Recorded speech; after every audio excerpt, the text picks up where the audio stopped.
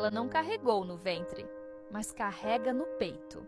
Ela não ouve mamãe com voz de criança, mas reconhece o chamado no latido, no miado, no olhar que brilha só para ela. Ela não troca a fralda, mas limpa a patinha. Não canta ninar, mas acalma com um toque. Ela conhece o horário do remédio, do petisco, da caminhada. Ela sente quando algo não vai bem, mesmo sem nenhuma palavra dita.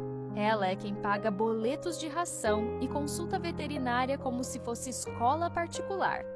É quem levanta no susto de madrugada para ver se está respirando. Ela sabe que amor de mãe não depende de espécie.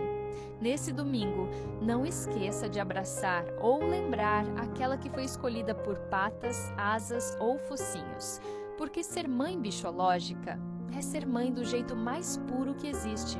Feliz Dia das Mães a todas que amam além do umbigo.